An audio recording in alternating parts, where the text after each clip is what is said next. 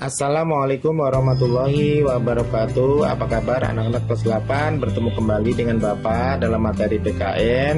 Kita lanjutkan kembali pembahasan kita masih sama tentang Sumpah Pemuda, yaitu sekarang kita membahas mengenai semangat dan komitmen Sumpah Pemuda dalam kehidupan bernegara. Sebelum kita lanjutkan materinya, alangkah baiknya kita berdoa dulu sesuai dengan agama kita masing-masing. Berdoa mulai.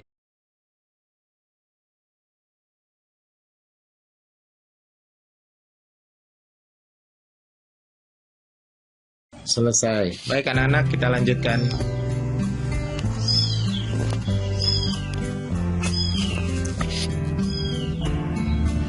Sumpah Pemuda mampu menggelorakan semangat persatuan dan kesatuan bangsa. Jelas ya, ketika Sumpah Pemuda terjadi, itu kan berkumpulnya seluruh organisasi-organisasi pemuda, menyatukan visi misi mereka, mempersatukan mereka dalam satu ikatan, ya kan, satu nusa, satu bangsa, dan satu bahasa. Jelas, dimana sebelum Sumpah Pemuda mereka belum mengenal itu, belum mengenal semangat persatuan. Kemudian komitmen dan semangat persatuan itu mampu mempertahankan kemerdekaan dari upaya penjajah Belanda yang ingin kembali lagi menjajah bangsa Indonesia pada awal-awal kemerdekaan. Karena bangsa Indonesia bersatu, ya baik, kembali lagi, karena bangsa Indonesia bersatu, maka ketika Belanda yang ingin kembali menjajah, Belanda tidak bisa kembali lagi. Karena perjuangan bangsa Indonesia bukan lagi bersifat kedaerahan. Bangsa Indonesia sudah bersatu.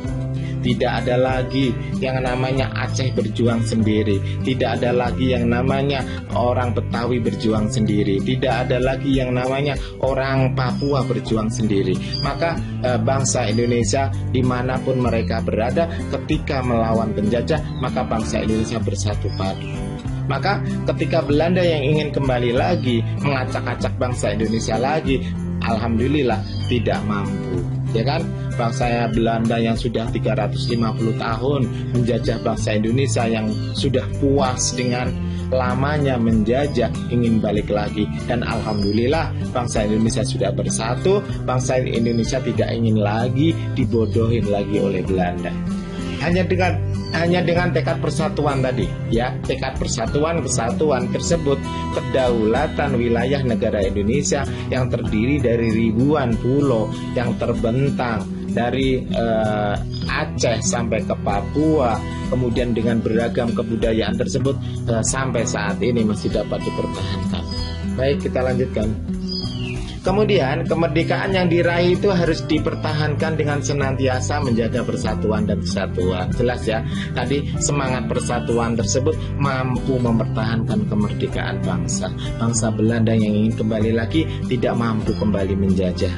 Ya, jelas di sini ampuhnya persatuan dan kesatuan. Namanya persatuan dan kesatuan itu ibarat seperti ikatan lidi. Ketika lidi menjadi sebuah sapu yang jumlahnya bahkan mungkin ratusan lidi, ketika mau dipatahkan akan kesulitan. Tetapi ketika lidinya cuma satu, dipatahkan mudah sekali. Itu ya bedanya antara sendirian dengan persatuan. Baik, persatuan dapat dipertahankan jika antar anggota atau antar warga negara itu saling toleransi. Jelas ya, toleransi antar anak bangsa, baik dalam perbedaan agama, perbedaan suku, ras, gender, sosial, budaya, dan lain sebagainya. Ya, persatuan itu tidak mengenal batas. Ya, orang bersatu berbeda agama pun tidak masalah. Bersatu dalam apa? Dalam menjaga kemerdekaan, dalam mengisi kemerdekaan. Semangat persatuan harus dijaga hingga saat ini, baik di lingkungan masyarakat maupun di lingkungan sekolah maupun dalam cakupan yang luas, yaitu bangsa dan negara. Kemudian semangat persatuan yang ada di lingkungan itu contohnya apa? Contohnya yang pertama yaitu mengenai gotong royong. Jelas ya, gotong royong ini adalah budaya yang baik yang harus dilestarikan, jangan sampai punah. Alasannya apa? Ketika dalam gotong royong itu ada semangat kebersamaan, semangat saling membantu, ya kan? Karena di situ dilakukan secara bersama-sama tanpa mengenal perbedaan. Di dalam gotong royong juga mengenal adanya kepedulian. gotong royong membangun rumah salah satu warga yang kesusahan, yang ekonominya sangat lemah, kemudian rumahnya tidak layak huni, maka lingkungan masyarakat mengumpulkan uang secara bersama-sama, kemudian sukarela, kemudian mereka bangunkan rumah orang miskin tersebut. Itu kan bagian dari gotong royong. Itu ada semangat kepedulian.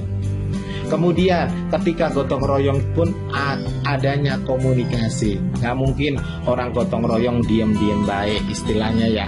Gak mungkin orang ketika gotong royong membangun jembatan, gotong royong membangun tempat ibadah dilakukan secara diam-diam. Pasti ada komunikasi, ada canda dan tawa, sehingga ketika lelah pun tidak terasa, karena tadi dilakukan dengan sukarela, dengan penuh suka hati dan sebagainya.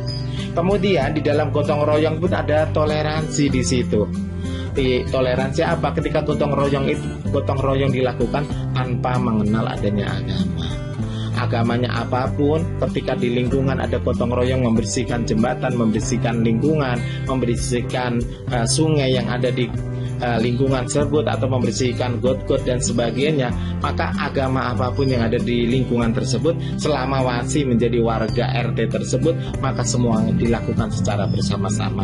Ya, di situ adanya semangat toleransi. Baik, materi yang bisa Bapak sampaikan mungkin sampai di situ saja. Seperti biasa, kalian rangkum materi di atas di buku tulis kalian. Setelah itu kalian kerjakan tugas di bawah ini di kertas folio.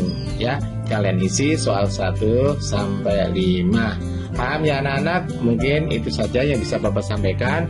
Akhirul kalam, wassalamualaikum warahmatullahi wabarakatuh.